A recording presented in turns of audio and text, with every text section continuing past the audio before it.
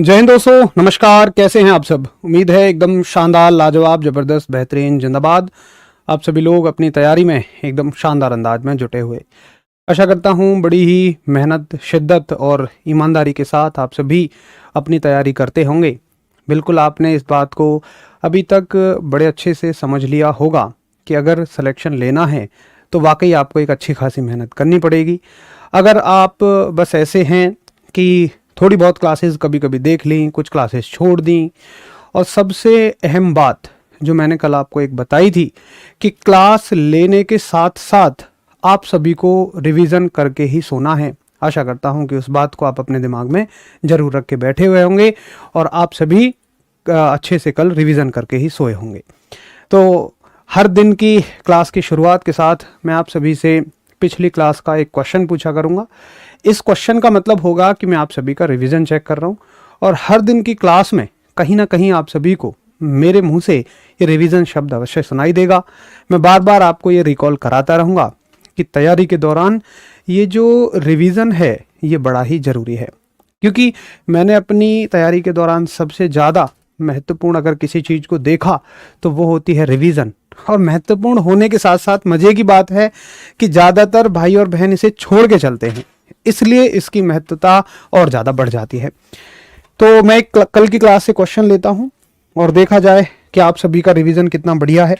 करिए चैलेंज को एक्सेप्ट और करिए इसका सही जवाब।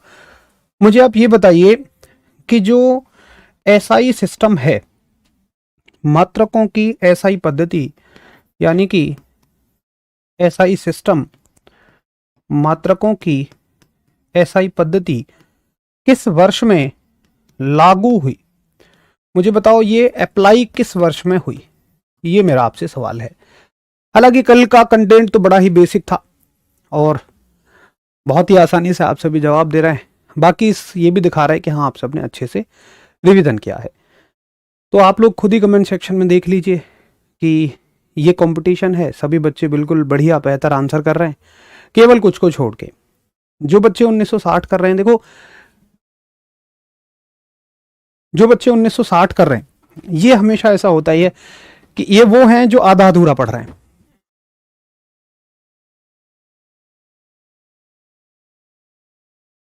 तो जो बच्चे 1960 बार बार आंसर कर रहे हैं, मतलब ऐसा होता है जब हम दो चीज़ों को पढ़ लेते हैं ना, तो याद तो रहता है लेकिन एग्जैक्ट याद नहीं रहता। और हमेशा याद रखना कि सिलेक्शन आपको एग्जैक्ट याद रखने वाली चीज़ें दिलाएंगी। तो बिल्कुल आप सभी का एकदम सही आंसर है, ज़्यादातर बच्चों का 1971 ईस्वी में। जिनको 1960 याद आ रहा है, कुछ याद तो है उन्हें कल के पढ़े में से, लेकिन वो एग्जैक्ट याद नहीं है, ऐसा हमें नज़र आ रहा है। चलिए, तो ये हो गया आपका कल की क्लास से एक सवाल। अगर कल की क्लास को हम रिकॉल करें तो हमने क्या सीखा? फिजिक्स का हमने एक इंट्रोडक्शन देखा, यानी कि भौतिकी का हमने एक परिचय देखा। उसके बाद हमने मात्रकों की प्रणाली देखी। क्या आपको याद आ रही है मेरी बातें? एक बार हम सब करते रहिए। मात्रकों की हमने प्रणाली देखी, जिसमें हमने देखा कि तीन प्रणाली है मात्रकों की। आपकी एमकेएस है, सीजीएस है, एफपीएस है। इनसे भी बात नहीं बन रही थी, तो एक चौथी प्रणाली हमने देखी जिसमें हमने पढ़ा एसआई सिस्टम। अब हमारे पास टारगेट था कि एसआई सिस्टम में सारे जो मात्रक हैं उनको बांटना, और कभी भी किसी चीज़ को बांटने के लिए हमें एक आधार की आवश्यकता होती है। तो हमने आधार चुना स्वतंत्रता। हमने कहा कि जो अपने आप में स्वतंत्र हैं वो मात्रक एक तरफ आ जाइए, वो यूनिट्स एक तरफ आ जाइए। तो उनमें 7 यूनिट आई जिनको हमने मूल मात्रक बोला, फंडामेंटल यूनिट्स बोला। बाकी सभी मात्रक उन्हीं से मिलके बन रहे थे, तो उनको हमने बोला व्युत्पन्न मात्रक, यानी कि ड्राइव्ड यूनिट्स। अब यहां तक सभी को क्लियर है? एक बार बताइए, क्या ड्राइव्ड यूनिट्स तक सभी को क्लियर है? बताएंगे। एएलपी में काम आएगा भैया, एएलपी और टेक्नीशियन में काम नहीं आ पाएगा, क्योंकि आरपीएफ और आपकी जो आरपीएफ में एसआई और कांस्टेबल का स्तर है, ये एएलपी और टेक्नीशियन से थोड़ा कम है। इसका लॉजिक ये है कि वो कोर टेक्निकल जॉब हैं जिनमें फिजिक्स एक्चुअल लाइफ में आपको देखने को मिलेगी, जबकि एसआई और कांस्टेबल में एक्चुअल लाइफ में फिजिक्स नहीं देखने को मिलेगी। आपको कुछ निश्चित जिम्मेदारियां दे दी जाएंगी, वो आपको पूरी करनी है। टेक्निकली आपका कोई रोल नहीं रहेगा। चलो, अग्निवीर में 84 मार्क्स हैं, धन्यवाद। बहुत अच्छा स्कोर है भाई, डिसेंट स्कोर है, वेरी गुड, गजब एकदम। तो यहां तक सभी को सब कुछ अच्छे से क्लियर था, बहुत बढ़िया। अब आगे चलते हैं। अच्छा, अगर देखो हम देखें मात्रकों के बंटवारे में, तो यहां पे मात्रकों का बंटवारा खत्म हो जाना चाहिए था कि भाई 7 मात्रक तो ऐसे हो गए जिनके पास अपना सब कुछ है और बाकी सब इनसे मांग के काम चलाएंगे। लेकिन बात यहां खत्म नहीं हुई, अभी भी झोला टांग के 2 व्यक्ति खड़े हुए हैं। जैसे जब घर में शादी होती है तो कुछ लोग व्हाट्सएप पे कार्ड भेजने से मान जाते हैं, होते कि नहीं, और कुछ लोग जब फिजिकली उनके घर चले जाओ तो वो वैसे मान जाते हैं। लेकिन कोई 2 लोग हमारी रिश्तेदारी में हमेशा ऐसे होते हैं कि जो व्हाट्सएप पे भी कार्ड दे लो, उन्हें एक बार बुला भी आओ, फिर भी वो नहीं मानते हैं, वो नाराज ही रहेंगे। उनको क्या चाहिए कि भाई बार बार बुलाओ, मम्मी अलग कॉल करें, पापा अलग कॉल करें, बड़ा भाई अलग कॉल करे, ताऊ जी अलग कॉल करें, चाचा जी अलग कॉल करें। 2 व्यक्ति कोई ऐसे रह जाते हैं, बताना जरा कौन रह जाते हैं वो। तो ऐसे ही 2 लोग अभी भी झोला टांग के खड़े हुए हैं। अब हमने पूछा कि भाई तुम कैसे रह गए यार, कहीं तो जाओ, या तो मूल में जाओ या तो व्युत्पन्न में जाओ भाई, या तो फंडामेंटल में जाओ या फिर आप ड्राइव्ड में चले जाओ। तो ये कह रहे ना ना ना, हम ना जाएंगे। तुम कहोगे क्यों भाई, तुम पहले ये बताओ कि तुम्हारे पास अपना सब कुछ है या नहीं है। ये करें सब कुछ है हमारे पास अपना, लेकिन मूल मात्राकन में जाके ना रहेंगे, हमें चाहिए स्पेशल जगह। तो जैसे फूफा जी और जीजा जी, आप सभी नाम ले रहे हैं, यही 2 लोग ऐसे होते हैं जो बड़े नाराज रहते हैं। अब इनको चाहिए अलग इज्जत। जैसे फूफा जी और जीजा जी, भाई जब घर में भीड़ होती है शादी के समय पे, तो सब लोग सेम कमरे में लेट जाएंगे नीचे गद्दे बिछा के, लेकिन इन्हें भाई स्पेशल कमरा ही चाहिए, और वो कमरा जिसमें वॉशरूम भी अटैच हो। तो इन्होंने कहा जी हमें चाहिए फुल इज्जत, हमें फुल इज्जत चाहिए, हमारे लिए अलग कैटेगरी बनाओ। तो हमने अंतर्राष्ट्रीय पद्धति को, एसआई सिस्टम को बांटने के लिए एक तीसरी कैटेगरी और बनाई, और उस तीसरी कैटेगरी को हमने बोला संपूरक मात्रक। संपूरक मात्रक यानी कि सप्लीमेंट्री यूनिट। तो ये दोनों बिल्कुल स्पेशल यूनिट्स हैं। और किस राशि के लिए ये यूनिट है, तो 2 राशियां आपकी आती हैं। पहली राशि आती है आपकी कोण, और दूसरी राशि आपकी आती है घन कोण। यानी कि एक क्वांटिटी है आपकी एंगल और दूसरी क्वांटिटी है आपकी सॉलिड एंगल। एंगल क्या होता है भाई, एंगल सभी जानते हैं, 2 लाइनों का झुकाव। अब जब तुम गणित पढ़ते थे, जब तुमने कोण सबसे पहले पढ़ा होगा, तो तुमने ज्यादातर उसको डिग्री में मापा होगा, है ना। लेकिन अगर हम एसआई सिस्टम में देखें, अंतर्राष्ट्रीय स्तर पर देखें, तो अंतर्राष्ट्रीय स्तर पर कोण को डिग्री में नहीं मापा जाता है। तो किस में मापा जाता है, कोण को मापा जाता है रेडियन में। याद रखेंगे, अंतर्राष्ट्रीय स्तर पर कोण का जो मात्रक है ये क्या है, रेडियन है। ठीक। अब घन कोण क्या है, तो आप सभी ने देखा होगा, जैसे जोकर की टोपी होती है, जोकर की टोपी हो गई, बर्थडे वाली टोपी हो गई, कोन हो गया, सब एक ही बात है। तो इनमें यहां जो एंगल बनता है, ये एंगल होता है सॉलिड एंगल यानी कि घन कोण। और घन कोण का मात्रक क्या है, घन कोण का ऐसा ही मात्रक है स्टेरेडियन। ये बहुत सवाल पूछा जाता है कि घन कोण का ऐसा ही मात्रक क्या है, तो आप सभी का जवाब होगा स्टेरेडियन। ठीक है। तो यहां हो गई हमारी मात्रकों की पद्धति खत्म। जिसको अच्छे से समझ में आ गई मात्रकों की पद्धति, वो एक बार बता दीजिए कि हाँ मुझे समझ में आ गई है। ऊपर एक बार कमेंट करना, थोड़ा लेवल हार्ड करा दोगे तो डी ग्रुप भी निकल जाएगा गुरुदेव। ठीक है, मान लो मैं इसमें हार्ड लेवल करा दूं, लेकिन फिर भाई उन बच्चों का क्या होगा जिन्हें ग्रुप डी देना ही नहीं है, जो केवल आरपीएफ में एसआई और कांस्टेबल को टारगेट कर रहे हैं। तो ऐसे तो देखो, तुम किताब से ही पढ़ लो, फिर तो कोई किताब उठाओ उससे पढ़ना शुरू कर दो, सारे एग्जाम निकल ही जाएंगे। लेकिन यहाँ वो बच्चे हैं जो केवल इसी एग्जाम को टारगेट कर रहे हैं, तो मैं अपने स्तर को इसी एग्जाम के लिए लेकर चलूंगा। ठीक है, चलिए बहुत बढ़िया। तो ये हो गए आपके तीनों तरह के मात्रक, और मात्रकों की पद्धतियां सारी खत्म हो गई। अच्छा, आपको याद है कि कल मैंने क्या कहा था कि मात्रक हम कैसे पढ़ते चलेंगे। हमने कहा था कि ज्यादा संख्या है संपूरक मात्रकों की, सप्लीमेंट्री यूनिट्स की, अनंत है वो तो तो उन्हें हर एक चैप्टर में कवर करते हुए चलेंगे। अच्छा एक बात बताओ कि विमा डायमेंशंस किस किस को याद नहीं होती हैं, जरा बताओ कि विमा किस किस को तकलीफ देती है। यार सब तो लगभग एक जैसी हैं, जरा बताना कि विमा मुझे याद नहीं होती है।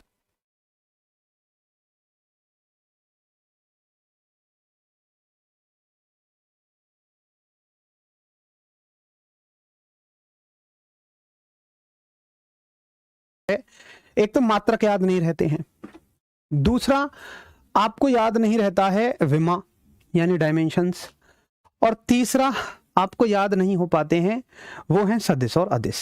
तो देखो 1 मिनट के लिए मैं देखना बंद हो जाऊंगा, मैं एक पीडीएफ लगा रहा हूँ कल वाली, तो हरीश भैया थोड़ा सामने आ जाएंगे, इस वजह से दिखाई नहीं पड़ूंगा मैं, लेकिन मेरी बातें आपको सुनाई पड़ती रहेंगी।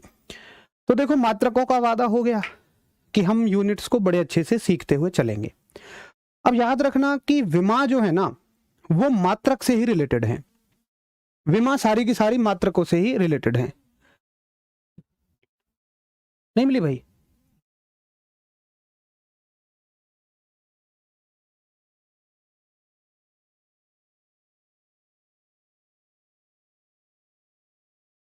चलो तो विमा अच्छा बड़ी दिक्कत होती है, बड़ी याद नहीं होती है।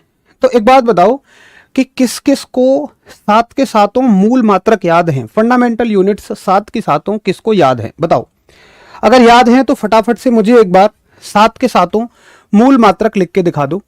मूल मात्रक अगर मैं बताऊं आपको तो क्या क्या थे? मीटर थे, मीटर, और आपका एक था किलोग्राम, किलोग्राम, एक आपका था सेकंड,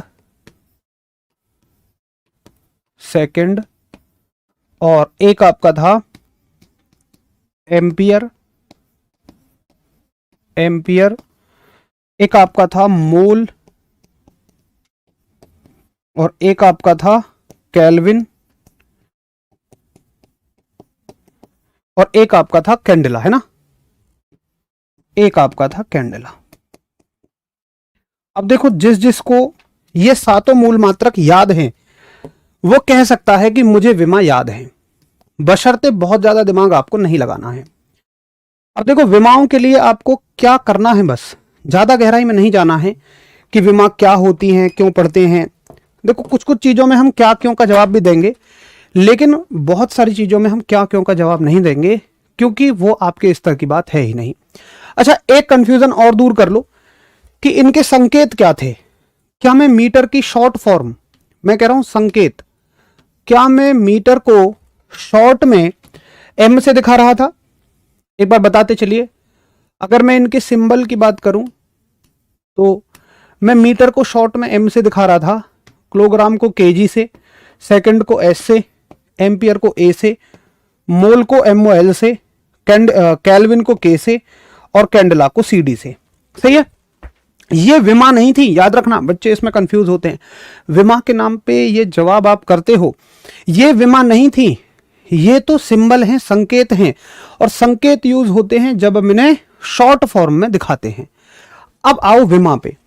तुम क्या करना, बस विमा के नाम पर बगैर ज्यादा गहराई में जाए बस इतनी सी बात याद कर लेना कि विमा के लिए जब जब मीटर आएगा तो मैं एल लिखूंगा, और जब जब किलोग्राम आएगा तो मैं एम लिख दूंगा।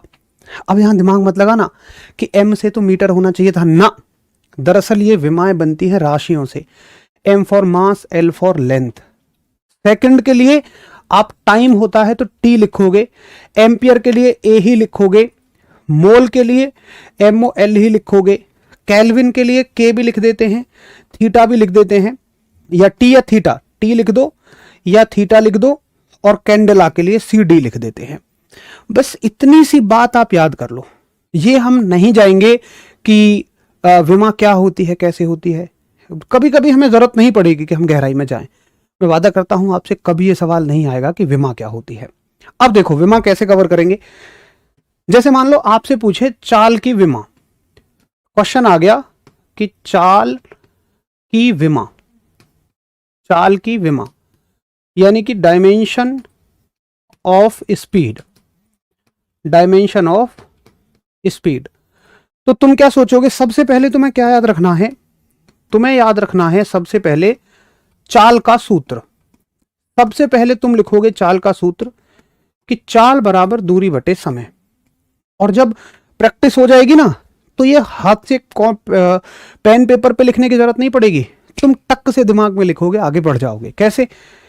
तुम कहोगे कि भैया चाल का फॉर्मूला होता है स्पीड बराबर डिस्टेंस अपॉन टाइम। अच्छा, जिसको ये आता है वो इसका मात्रक भी लिख लेगा, वो इसकी यूनिट भी लिख लेगा। और यूनिट क्या होगी? मीटर प्रति सेकंड। मीटर प्रति सेकंड, ठीक है। शॉर्ट में क्या लिखते हैं इसको? मीटर प्रति सेकंड, शॉर्ट में लिख दिया। अब देखो विमाएं जो बनती हैं वो बनती हैं मात्रक से। तो विमा अगर आप समझना चाहते हो तो कम से कम आपको मात्रक तो आने चाहिए। और मात्रक क्या होगा भाई? मीटर के लिए विमा के नाम पे क्या लिखोगे? एल। और सेकंड के लिए क्या लिखोगे आप? टी। तो एल बटे टी इसकी विमा है, ठीक है। लेकिन दिक्कत क्या होती है कि विमा हमेशा ऊपर लिखी जाती है। तो इसको ऊपर कैसे लिखोगे? आप लेके जाओगे इस टी को ऊपर, ठीक है, ऊपर ले गए। लेकिन याद रखना कि जब ये टी नीचे है तो इसकी घात एक है। हर चीज की एक घात होती है, अगर वो हमें नहीं नजर आ रही है तो वो एक है, और प्लस की है ऊपर जाके माइनस की हो जाएगी। इससे ज्यादा बेसिक तुम्हें कहीं भी नहीं मिलेगा। तो ये हो गई चाल की विमा LT -1। क्या हम इतना करेंगे पेपर में? अभी थोड़ी प्रैक्टिस हो जाएगी तो टक से याद हो जाएंगी, ये सब लिखने की भी जरूरत नहीं पड़ेगी। बाकी अगर आप ये चाहते हैं कि मैं तो रट लूंगा तो भूल जाओ, कम से कम 100-150 विमाएं हो जाएंगी। किसी पे m की पावर 0 है, किसी पे 1 है, किसी पे l की पावर 2 है। MLT में सारा खेल चलेगा, कभी सही नहीं करके आ पाओगे अगर तुमने इनको नहीं सीखा। तो अगर आप ये मुझसे कल वादा कर चुके हैं कि हम सूत्र के साथ ही मात्रक सीखेंगे, तो मैं तुमसे वादा करता हूं कि तुम विमाओं को भी अपने आप लिखना सीख जाओगे और ऐसे ही आगे सदिश सदिश को भी तुम सीख जाओगे। अभी तुम्हें कुछ भी याद नहीं रखना, अभी तुम्हें बस इतना याद रखना है ये मूल मात्रक हैं और उनकी ये विमा है। इतना सा केवल आप याद कर लेंगे। बताइए, ये नहीं समझ में आई हो घबराइए मत, हर एक राशि के साथ आपको ये समझ में आती चली जाएगी। 2-4 बार कर लेंगे, 4-6 फॉर्मूले याद हो जाएंगे, ये तुम्हारी फिंगर टिप्स पे आ जाएंगे, मैं तुमसे वादा करता हूं। एक बार थम्स अप करो कि हाँ मुझे इतना तो समझ में आ ही गया, ये थोड़ा बहुत आ गया है, बाकी मैं आगे समझ लूंगा।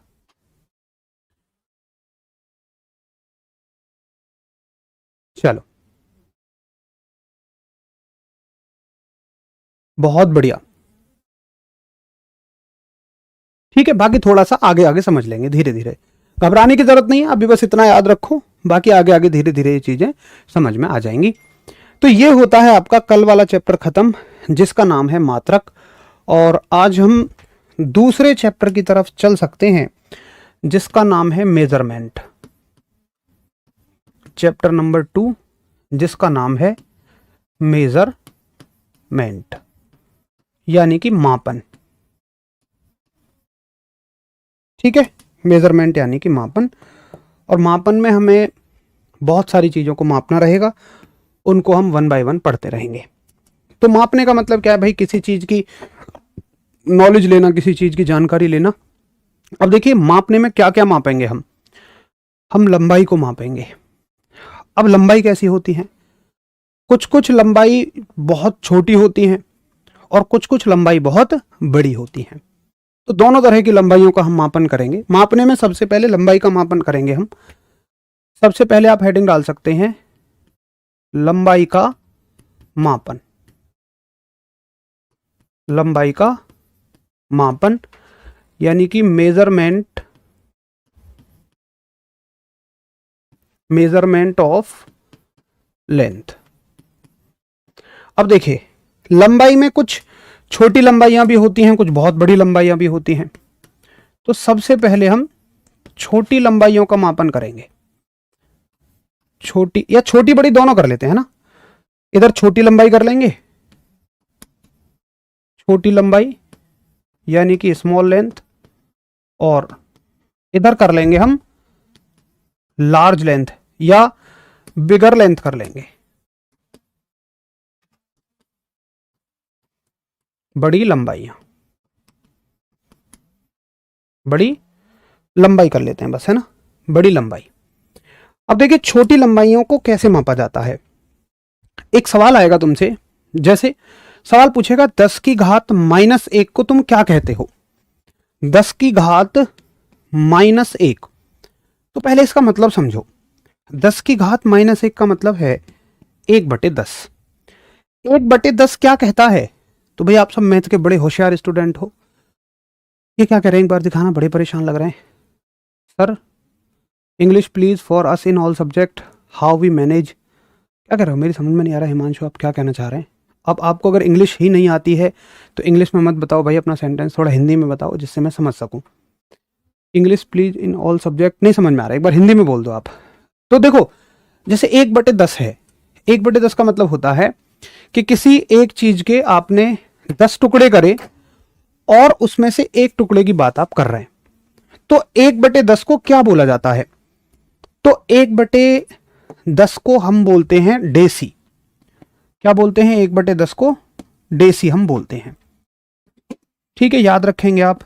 उसके बाद 10 की घात -2, इस बात का क्या मतलब है? 1/100, और इसको हम बोलते हैं सेंटी। क्या बोलते हैं? इस बात को बोलते हैं हम सेंटी, ठीक है। तीसरी बात आप देखिए, 10 की घात -3, इसका मतलब 1/1000 हो जाएगा, इसको बोलते हैं हम मिली, मिली। उसके बाद ये सारी पावर्स ना ये 10 के मल्टीपल में ही चलेंगी, जैसे 10 की घात -6, उसके बाद 10 की घात -9, 10 की घात -10 भी बीच में आ जाएगा, लेकिन ज्यादातर 3 के मल्टीपल में ही चलेंगी। तो 10 की घात -6 को क्या बोलते हैं? सीधा सीधा सवाल आएगा, इनमें से किसे माइक्रो बोला जाता है? किसे माइक्रोन बोला जाता है? तो आप कहेंगे कि 10 की घात -6 को माइक्रोन बोला जाता है, ठीक है।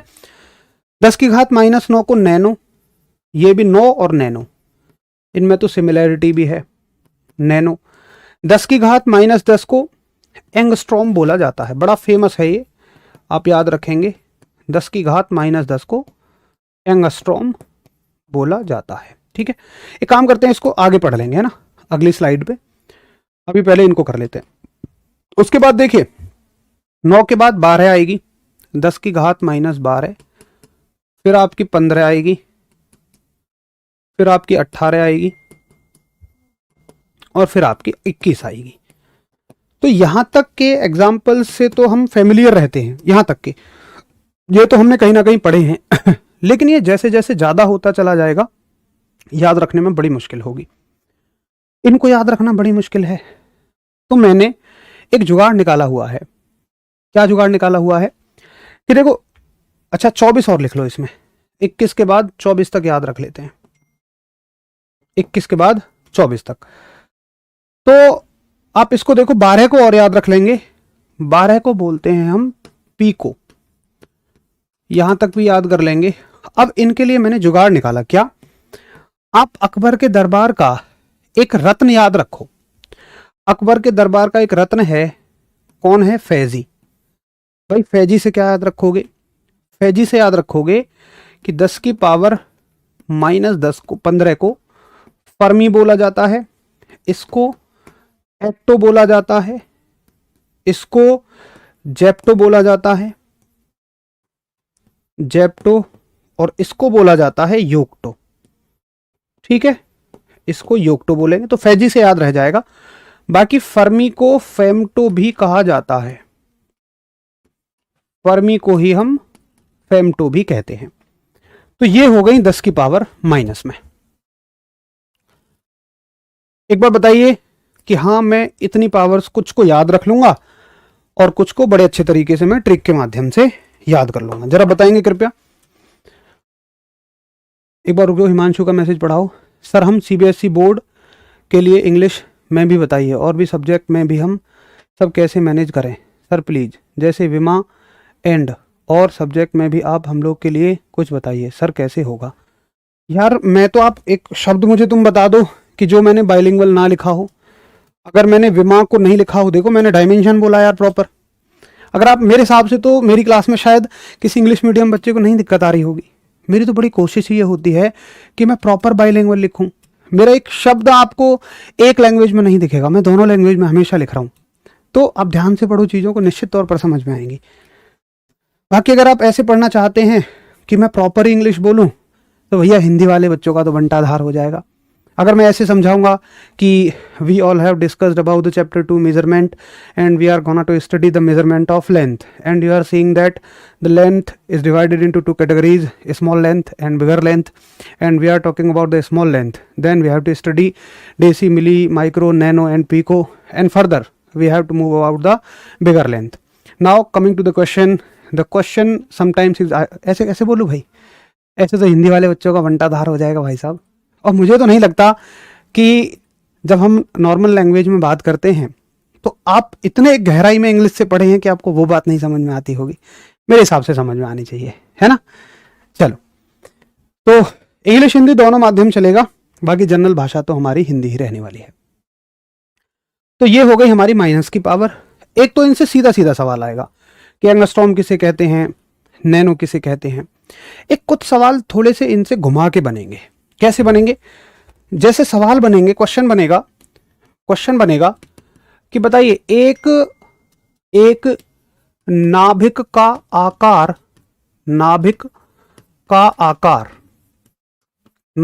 आकार कितना होता है, यानी कि साइज ऑफ न्यूक्लियस। ऐसे सवाल बनेंगे। ऑप्शन होंगे फर्मी, बी ऑप्शन होगा आपका फर्मी हो गया, पीको हो गया, उसके बाद नैनो हो सकता है, उसके बाद माइक्रो भी हो ही सकता है, ऐसे। ठीक, तो ऐसे बहुत सारे सवाल इनसे बन सकते हैं।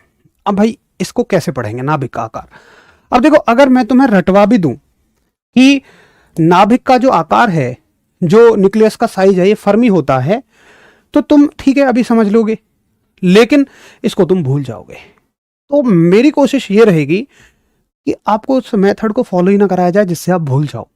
मेरी कोशिश है कि जिन चीज़ों को हम समझ सकते हैं, यानी जो आपके स्तर की हैं, जिनको समझना जरूरी है, उनको हम समझ के लिखें। ठीक है। अरे भैया रो क्यों रहे हो गौतम यार, बड़ा बड़ा लिखने को वैसे ही कह दो, लिख दूंगा, कोई बात नहीं। भाई साहब रो मत यार, रोने की क्या बात है। बड़ा ऐसे बच्चे वो होते हैं जो जरा जरा सी बात मनवाने के लिए रो जाते हैं। जैसे कुछ कांड कर रहे हैं क्लास में बैठे हुए, अब नज़र पड़ गई मास्टर की, अब इन्हें बताया कि मास्टर आएगा, भाई पिटाई तो करेगा ही, तो ये पहले रोना शुरू कर देते हैं।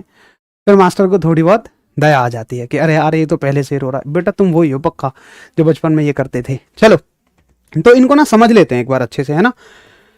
अच्छा, एक बेसिक अंडरस्टैंडिंग देखते हैं केमिस्ट्री की। तो केमिस्ट्री में ये बताओ, मतलब बायोलॉजी के टर्म में देखो कि आपका शरीर किससे मिलके बना है, तो आप कहोगे आपका शरीर शेल से मिलके बना है, कोशिका से मिलके बना है ना। ये मान लो आपके शरीर की एक कोशिका है, हालांकि ये बहुत छोटी होती है, लेकिन फिर भी मैंने इसको बड़ा लिखा, कोशिका यानी कि सेल। अब देखिए, सेल का जो साइज होता है, कोशिका का जो आकार होता है, कोशिका, चलो जब बाद में देखेंगे, है ना, पहले इसको समझ लो, आकार बाद में देखेंगे। कोशिका। अब एक बात बताओ कि कोशिका के अंदर क्या क्या होता है। आप कहोगे जी भैया बायोलॉजी की टर्म में तो काफी कुछ है भाई, रेटिकुलम है, एंडोप्लास्ट है। मैंने कभी जब कंपटीशन की तैयारी की थी तब बायोलॉजी पढ़ी, तो तब का याद है थोड़ा बहुत। यही सब होते होंगे, एंडोप्लास्ट हो गया, रेटिकुलम हो गया, और भी जाने क्या क्या। लेकिन वो एंडोप्लास्ट और रेटिकुलम भी किससे मिलके बना है। मान लो आपकी कोशिका में, चलो उसको छोड़ो, कोशिका में आपकी में ऑक्सीजन गैस भी है, बिल्कुल होती है भाई, हर एक सेल के अंदर ऑक्सीजन गैस है। तो आपको पता होगा कि ऑक्सीजन ना हमेशा दो के साथ चलती है। ये आप केमिस्ट्री में सीखेंगे कि ऑक्सीजन कभी अकेला एटम नहीं चल सकता, उसका एक परमाणु नहीं चल सकता, हमेशा वो दो परमाणुओं के साथ चलेगी। जैसे आपको कहीं अगर अपने गांव से बाजार भी जाना है, तो आप अपने दोस्त को फोन करोगे, यार कहाँ कर रहा हो तू, वो कहेगा यार पढ़ रहा हूँ, तू कहेगा अरे यार आ जा यार थोड़ा बाजार तक चल रहे हैं, कहोगे नहीं यार मेरा पेपर है, तुम कहोगे बिरयानी खिलाऊंगा, वो कहेगा चल तो ज्यादा जिद कर रहा तो चल देता हूं, ऐसे होता ना। तो ऑक्सीजन भी हमेशा जोड़े में चलेगा। ऑक्सीजन के दो परमाणु हमेशा एक साथ चलेंगे। मान लो मैंने कहा कि आपके शेल के अंदर ऑक्सीजन भी है और ये दो परमाणु एक साथ मिले हुए हैं। ये दो परमाणु कुछ इस तरह से हमेशा जोड़े में चलते हैं, ठीक, ऐसे होता ही है। तो ये हो गया आपका ऑक्सीजन का एटम। ये भी ऑक्सीजन है, ये एक परमाणु है, ये भी एक परमाणु है, यानी कि एटम है, ठीक है। अब हर एक मतलब एक से ज्यादा एटम मिलके क्या बनाते हैं, तो ये मिलके इन्होंने बना दिया एक मॉलिक्यूल, एक अणु, एक मॉलिक्यूल बना दिया, एक अणु बना दिया, और ये अणु हो गया O2। ऐसे तो पढ़ते हो केमिस्ट्री में, है ना, O2 हो गया। अब एक बात देखिए कि हर एक अगर आप एटम के अंदर जाएं तो आप केमिस्ट्री में पढ़ेंगे कि इसके अंदर भी एक चीज होती है जिसमें इलेक्ट्रॉन तो बाहर घूमते रहते हैं और प्रोटॉन न्यूट्रॉन अंदर रहते हैं। तो इस चीज को बोलते हैं हम नाभिक। यहां जाकर हमें नाभिक यानी कि न्यूक्लियस मिलता है, ठीक है। मैं ज्यादा गहराई में नहीं ले जाऊंगा, मैं आपको बस इतनी सी बात समझा रहा हूं जितना हमारे काम की है। अब ये बताइए, इनका आकार तुमसे पूछे कोई, अगर मैं आपको बताऊं कि नाभिक ना 10 की पावर -15 मीटर के आकार का होता है। आकार से मतलब है इसकी त्रिज्या से, कि जो इसकी रेडियस है ना, ये कलर लेते हैं, इसकी जो रेडियस है यहां से यहां तक की, ये 10 की पावर -15 है, ठीक है, 10 की पावर -15 है। अब अगर मैं तुमसे ये पूछूं कि जो परमाणु है ये नाभिक से बड़ा है या छोटा है, जरा बताओ। एटम न्यूक्लियस से छोटा है या बड़ा है, बताओ। परमाणु एक नाभिक से बड़ा है या छोटा, इसको देख के बताइए, जल्दी आंसर करिए सभी लोग।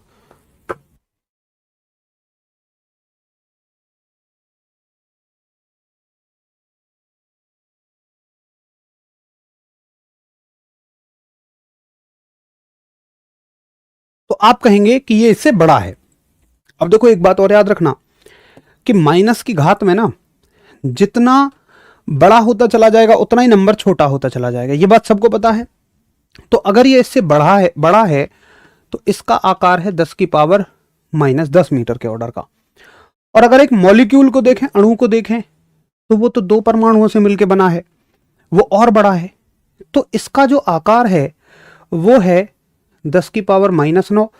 और ये सब कुछ एक कोशिका के अंदर है, एक शेल के अंदर है, तो शेल का साइज तो और बड़ा होगा। और ये कितना है आपका 10 की पावर -6 मीटर। अच्छा एक बात बताओ, क्या मैं अब आपको अलग से बताऊं कि इसी को एंगस्ट्रॉम कहते हैं? भाई ये तो शायद हम पढ़ चुके हैं, है ना। क्या मैं आपको बताऊं कि इसी को फर्मी कहते हैं, इसी को नैनो कहते हैं, इसी को माइक्रो कहते हैं?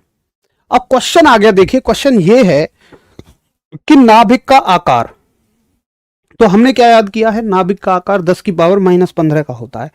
लेकिन ऑप्शन ऐसे हैं तब भी मैं आंसर कर सकता हूं, क्योंकि मुझे पता है कि 10 की पावर -15 जो है वो किसको बोलते हैं, फर्मी को बोलते हैं। तो इस प्रकार के चारों सवाल आपसे पूछे जाते हैं, नाभिक का आकार, परमाणु का आकार, अणु का आकार, कोशिका का आकार, सीधे चारों सवाल। एक बात हम सब करिए कि हाँ मुझे ये चारों सवाल अच्छे से समझ में आ गए हैं, और जिनको नोट करना है आराम से नोट कर लीजिए। देखो नोट करिए, तब तक मैं आपको एक बात बताऊं। एक भैया भी कह रहे थे कि सर हमें ना थ्योरी मत करवाओ, सीधे सीधे क्वेश्चंस कराओ। देखो एक छोटा सा डिफरेंस आप देखो कि जब मैंने आपको ये क्वेश्चन कराया होगा, इसका आंसर मैंने आपको बताया, तो आपको ना ये आंसर बहुत देर तक याद नहीं रहेगा। आपको लग रहा होगा कि अभी आपको याद हो गया, आप इसको 2 दिन बाद भूल जाओगे। लेकिन मेरा मानना है कि अगर आपने कॉन्सेप्चुअल अंडरस्टैंडिंग बना ली, आपने कॉन्सेप्ट को समझ लिया, उस टॉपिक की परिकल्पना को समझ लिया, तो आप एक क्वेश्चन के नहीं, अब यहां से आपके 4 सवाल तैयार नहीं हुए, यहां से 8 सवाल तैयार हो गए। भाई एक ऐसे तैयार हो गया, एक ऐसे तैयार हो गया। तो जब हम कॉन्सेप्ट की समझ बना लेते हैं तो अच्छे से हम उस टॉपिक से बनने वाले सारे प्रश्नों के आंसर कर देते हैं। क्या आप हमें सारे प्रश्न कवर करा सकते हो लैंग्वेज में लिख के? ना, कोई भी नहीं करा सकता।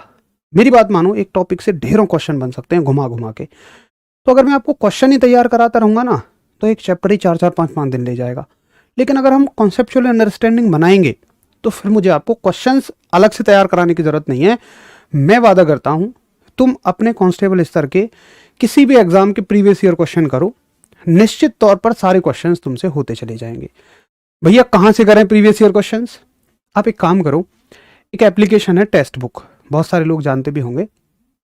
टेक्स्ट बुक पे क्या होता है कि हर एक एग्जाम के हर एक सब्जेक्ट के चैप्टर वाइज क्वेश्चंस मिलते हैं। तो कोशिश करो कि जब भी आप एक चैप्टर को फिनिश कर लें तो आप उसके चैप्टर वाइज क्वेश्चंस लगाओ। अब कम से कम हर एक सब्जेक्ट के नहीं लगा सकते हैं तो इंपॉर्टेंट सब्जेक्ट के तो जरूर लगाओ।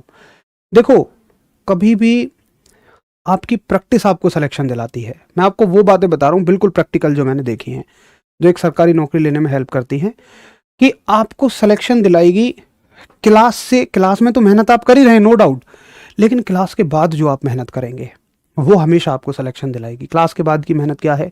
रिवीजन करना, अच्छे से छोटे छोटे टेस्ट लगाना। आप टेस्ट लगाइए, टेस्ट लगाने से क्या होगा कि आपको नए नए क्वेश्चंस मिलेंगे। जितना ज़्यादा क्वेश्चंस का बंच आपके पास होगा उतने ज़्यादा आपको उस टॉपिक की अच्छे से समझ बन जाएगी। ठीक है, तो ये बेसिक सवाल आपसे 10 की पावर माइनस में पूछे जाते हैं। तो ये हो गई छोटी लंबाइयाँ। अब एक बार बड़ी लंबाइयों पे चलते हैं। तो बी हेडिंग आप डालेंगे जिसका नाम रखेंगे बड़ी लंबाइयाँ। बड़ी लंबाई यानी कि बिग लेंथ, बिग लेंथ, बड़ी लंबाई। देखिए क्या होती हैं बड़ी लंबाइयाँ, बिग लेंथ क्या होती हैं। जैसे आपसे पूछेगा कि बताओ 10 की पावर 3 को क्या कहते हैं, तो 10 की पावर अगर प्लस में 3 है तो इसका मतलब है 1 के आगे 3 जीरो, जिसको हम 1000 कहते हैं। और 10 की पावर 3 का मतलब होता है किलो। 10 की पावर 3 का मतलब है किलो। ठीक है, आकार याद करना है उसका, बिल्कुल आपको आकार ही याद करना था। ये मानो कि जितनी आपने वो थ्योरी पढ़ी उसी में काम हो गया। अब जैसे देखो, इससे एक डायरेक्ट सवाल आएगा, सवाल पूछा जाएगा कि बताओ 1 किलोवाट में, क्वेश्चन आएगा 1 किलोवाट में कितने वॉट होते हैं। 1 किलोवाट में कितने वॉट होते हैं। या आपसे पूछेगा 1 किलोमीटर में कितने मीटर होते हैं, ये सवाल। या सवाल आएगा कि 1 किलोग्राम में कितने ग्राम होते हैं। ये सारी चीजें आपसे पूछी जाएंगी।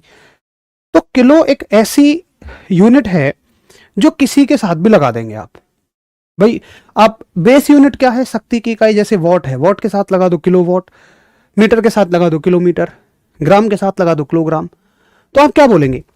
आप बोलेंगे कि एक जहां भी किलो हम हटाएंगे वहां पे हम 1000 लगा देंगे।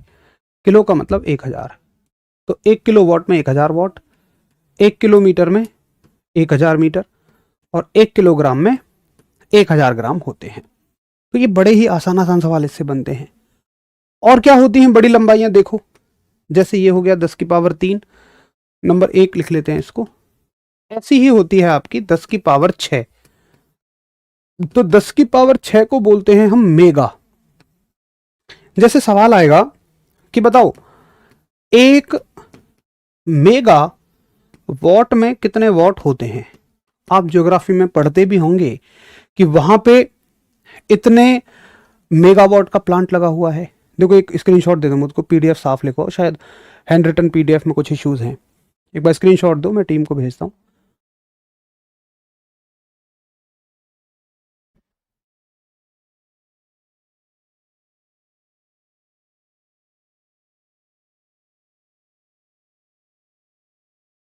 एक मेगावाट में कितने वॉट होते हैं। तो आप कहेंगे कि जब भी हम मेगा को हटाएंगे तो 10 की पावर 6, 10 की पावर 6 का मतलब 1 के आगे 6 जीरो। अब देखो ऑप्शन में कुछ भी मिल सकता है, या तो ऐसे मिलेगा या तो ऐसे मिलेगा। बहुत आसान है, 1 मेगावाट में 10 की पावर 6 वॉट, बड़ा ही आसान है। तो दोनों में से जिस तरह से मिले आप उस तरह से टिक लगा के आ जाओ। आपका सवाल ऐसी बात पे जरूर उठता है, दोनों मिल गए तो नहीं मिलेंगे दोनों, परेशान मत होइए। अच्छा दूसरा आप देखिए, एक तीसरा सवाल क्या बन सकता है। किलो हो गया, मेगा हो गया, एक होता है गीगा। जैसे 10 की पावर 6 हो गई ना, अब आती है 10 की पावर 9, तो 10 की पावर 9 को बोलते हैं हम गीगा। ठीक है, अच्छा इसको हिंदी में भी लिख लेते हैं, ऐसे ही बोलेंगे गीगा। इसको आप हिंदी में मेगा लिख सकते हैं, नाम तो नाम है, इसको आप किलो लिख लो, किलो। तो ये इनसे सीधा सीधा सवाल पूछा जाएगा कि बताओ 1 गीगावाट में कितने वॉट हैं, तो आप कहोगे 10 की पावर 9 है। बिल्कुल हिंदी में लिख दिया है, और वो किलो ऐसे ही लिखा जाता, परेशान मत होइए। तो जरा बताएंगे कि हाँ मैं याद कर लूंगा, सिर्फ क्या याद रखना है कि 10 की पावर 3 को किलो कहते हैं, 10 की पावर 6 को मेगा कहते हैं, और 10 की पावर 9 को गीगा कहते हैं। बस इतनी सी बात हमें याद रखनी है। चलो नमस्ते सर, मैं फर्स्ट टाइम पढ़ रहा हूँ, अब तक सब समझ में आ रहा है, बहुत अच्छी बात है। और मेरा मानना है कि अगर आप ध्यान से पढ़ते हैं तो बिल्कुल निश्चित तौर पर सारी चीज़ें समझ में आती हैं। अगर किसी को कुछ ध्यान से पढ़ने के बाद भी नहीं समझ में आ रहा है तो बिल्कुल चिंता ना करें, कहीं ना कहीं वो चीज़ दोबारा कवर हो जाएगी। बिल्कुल परेशान मत हो, लास्ट में रिवीजन कराएंगे या कल को क्वेश्चन पूछूंगा, वो रिवीजन में क्लियर हो जाएगी, घबराने की कोई आवश्यकता नहीं है।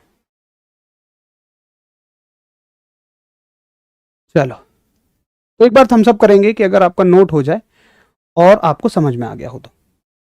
फिर हम देखते हैं कि इनसे और किस तरह के क्वेश्चंस मिलेंगे।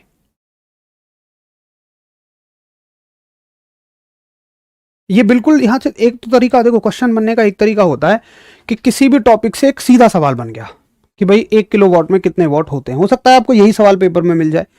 एक तरीका होता है कि सवाल तो उसी टॉपिक से है लेकिन थोड़ा घुमा के है। जैसे देखो कैसे, अब इससे कैसे सवाल बनेंगे, जैसे आपसे पूछा जाएगा कि बताइए एक एक प्रकाश वर्ष में, सवाल आएगा एक प्रकाश वर्ष में कितने मीटर होते हैं, एक प्रकाश वर्ष में कितने मीटर होते हैं। तो पहले ये समझें कि प्रकाश वर्ष होती क्या है। तो प्रकाश वर्ष होती है जो सूर्य का प्रकाश है, इसने एक साल में कितनी दूरी तय की है। प्रकाश वर्ष का मतलब है कि प्रकाश द्वारा एक वर्ष में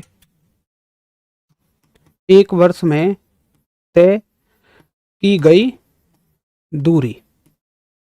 इंग्लिश में आप लिखेंगे, इसको बोलते हैं इंग्लिश में लाइट ईयर, 1 लाइट ईयर। तो लाइट ईयर क्या होता है, the distance travelled by light in 1 year, in 1 year. तो कैसे निकालोगे भाई, निकालने का तरीका क्या है कि आप ये देखो, दूरी का सूत्र क्या होता है भाई, दूरी का सूत्र है चाल गुणा समय, है ना, चाल गुणा समय। प्रकाश की चाल कितनी है इसको नोट मत करना, 3 गुणा 10 की पावर 8। समय किस में लोगे, सेकंड में। तो एक साल में कितने दिन होते हैं, आप कहोगे 365। एक दिन में कितने घंटे, 24। एक घंटे में कितने मिनट, 60। एक मिनट में कितने सेकंड, 60। तो जब तुम इसको सॉल्व करोगे, जब यहां एक उत्तर आएगा, अब मैं इतनी गुणा भाग थोड़ी करूंगा, मैं तो पेपर में सीधा सीधा लिखूंगा।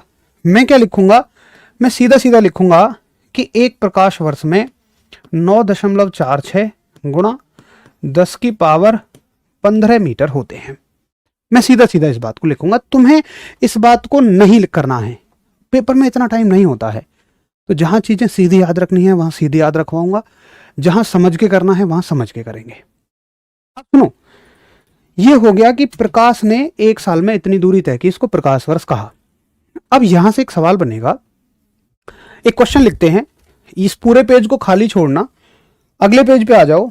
सवाल बनेगा कि प्रकाश वर्ष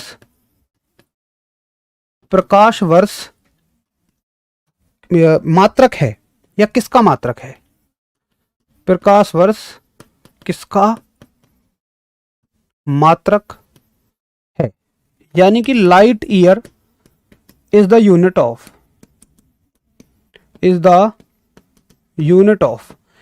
ए ऑप्शन बनेगा। भाई वर्ष है तो वर्ष का मतलब समय, टाइम। बी है साल का यानी कि ईयर का, सी ऑप्शन है दिनों का, डेज का, या डी है लाइट का यानी कि प्रकाश का। बताओ इसका आंसर क्या होगा कि प्रकाश वर्ष किसका मात्रक है। बहुत बढ़िया। तो ये होते हैं कि बहुत सारे सवाल तो हम ऐसे पेपर में देखेंगे कि जो डायरेक्टली हमने पढ़े भी नहीं है, लेकिन जो हमने पढ़ा है उसके आधार पे हम उत्तर निकाल सकते हैं। तो यहां पे शायद मुझे इस सवाल को अलग से कराने की भी जरूरत नहीं थी, अगर आप सच में बुद्धिमत्ता के साथ पढ़ रहे हैं। भाई अगर आप बिल्कुल रट के ही पढ़ रहे हैं कि आप तो उतना ही पेपर में करके आओगे जितना कॉपी में लिखा रहेगा, तो ऐसे कभी किसी पेपर को क्रैक नहीं कर पाओगे। याद रखना, हमेशा जब भी आप पेपर में बैठोगे तो कुछ कुछ चीज़ें नहीं मिलेंगी, लेकिन याद रखना उनके आंसर वहीं से निकलेंगे जहां से आपने चीज़ों को पढ़ा है। तो अच्छे से हमने देखा कि भाई प्रकाश के द्वारा चली गई दूरी को हम क्या कहते हैं, प्रकाश वर्ष कहते हैं। अच्छा, इसमें मैंने ऑप्शन ही नहीं डाला, दूरी, सॉरी, तो यहाँ पे दूरी डाल लेते हैं ना, मैंने ऑप्शन ही नहीं डाला। सही ऑप्शन हो जाएगा दूरी यानी कि डिस्टेंस। मतलब कंफ्यूजन क्या है कि बच्चे को वर्ष देख के समय का मात्रक लगेगा, लेकिन ये समय का नहीं होगा, ये होगा दूरी का यानी कि डिस्टेंस का। चलो बहुत बढ़िया। तो ये हो गया प्रकाश वर्ष। अब एक मात्रक आता है आपका, बड़ी दूरियों को नापने का एक मात्रक आता है जिसको बोलते हैं हम खगोलीय मात्रक, जिसको हम बोलते हैं खगोलीय मात्रक यानी कि एस्ट्रोनॉमिकल यूनिट। और ये कौन सी दूरी होती है, ये दूरी है सूर्य तथा पृथ्वी के बीच की दूरी, सूर्य तथा पृथ्वी के बीच की दूरी। तो सूर्य तथा पृथ्वी के बीच की दूरी को खगोलीय मात्रक बोलते हैं यानी कि एस्ट्रोनॉमिकल यूनिट बोलते हैं। तो आप कहेंगे this is the distance between, this is the distance between sun and earth. ठीक है, और ये कितनी होती है, इसको शॉर्ट में बोलते हैं, देखो खगोलीय मात्रक को बोलते हैं एयू। एयू, तो आपसे पूछेंगे कि एक एयू में कितने मीटर होते हैं, तो आप कहोगे 1.5 गुणा 10 की power 11 metre, 1.5 into 10 to the power 11 metre 1 AU में होते हैं। ठीक है, 1 एयू में कितने मीटर हैं, 1.5 into 10 to the power 11 metre. तो ये हो गए आपके दो मात्रक, और इसको तो खैर हमें नोट ही नहीं करना था, ये तो जस्ट समझाने के लिए था। अब एक तीसरा मात्रक आएगा जिसको हम बोलते हैं पारसेक। पारसेक, और पारसेक की ना डेफिनेशन आपसे कभी नहीं पूछेगा। जैसे इनकी डेफिनेशन भी हमें पता है कि भाई प्रकाश वर्ष क्या होता है या खगोलीय मात्रक क्या होता है, इसकी डेफिनेशन कभी नहीं पूछेगा, सीधा पूछेगा एक पारसेक में कितने मीटर। तो तुम कहोगे कि एक पारसेक में होते हैं आपके 3 गुणा 10 की पावर 16 मीटर। ठीक है, अच्छा ये सवाल आपसे पूछ लिया। अब एक बात बताओ, फिर से एक सवाल बनाता हूं मैं आपसे पूछूंगा, आप तीनों को बड़े ध्यान से देख लो। और सवाल आया कि मैं फिर से उसी घुमा के आने वाले सवाल की बात करूंगा जो सीधा नोट्स में नहीं है। सवाल आएगा कि दूरी का सबसे बड़ा मात्रक कौन है, दूरी का सबसे बड़ा मात्रक यानी कि लार्जेस्ट यूनिट ऑफ डिस्टेंस। और ऑप्शन आपको मिलेंगे, ऑप्शन आपको मिलेंगे प्रकाश वर्ष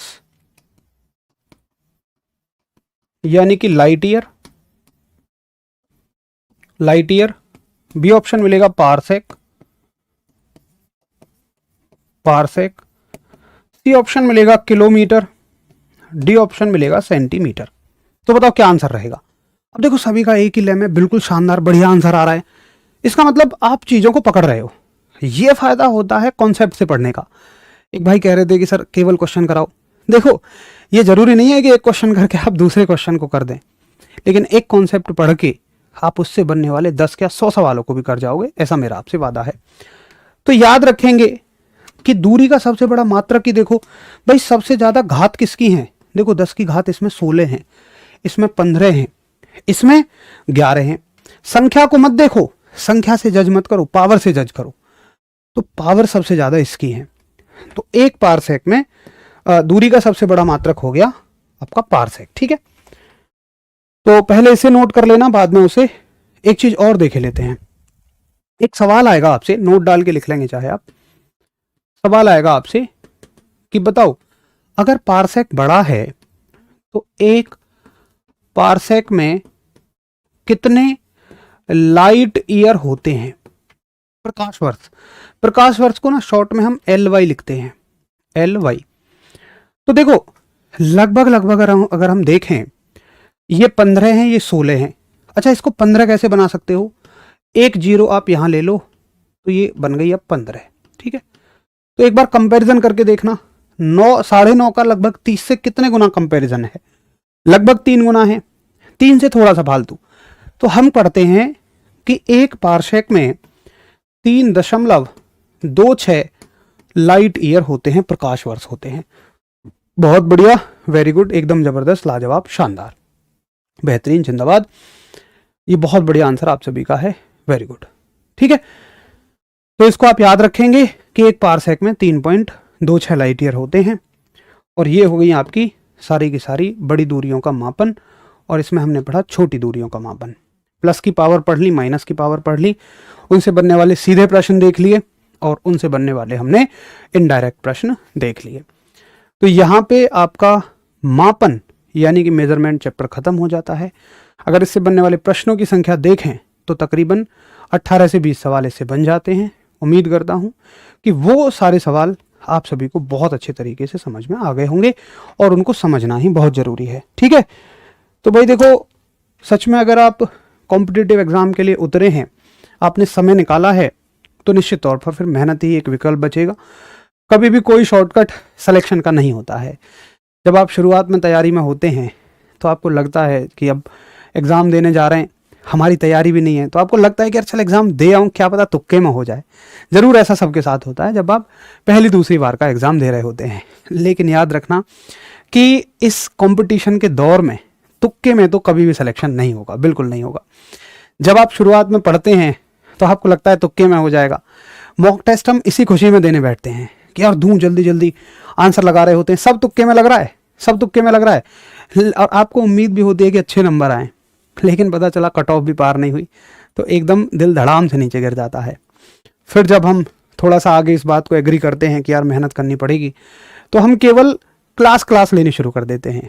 फ़ोन सामने रखा, बस क्लास ले ली, उसी को हम पढ़ाई समझते हैं। फिर भी हमें पेपर में आने वाले क्वेश्चंस की हवा नहीं लगती है। उसके बाद हमें समझ में आता है कि टीचर के पढ़ाने के साथ साथ बहुत सारे काम खुद से भी करने हैं। फिर आप रिवीजन करना शुरू करते हैं, फिर आप खुद से कहीं से क्वेश्चंस की प्रैक्टिस करना शुरू करते हैं। जैसे आप मॉक टेस्ट लगाना शुरू करते हैं, मॉक टेस्ट में आप बहुत सारे नए नए क्वेश्चंस को सीखते हैं।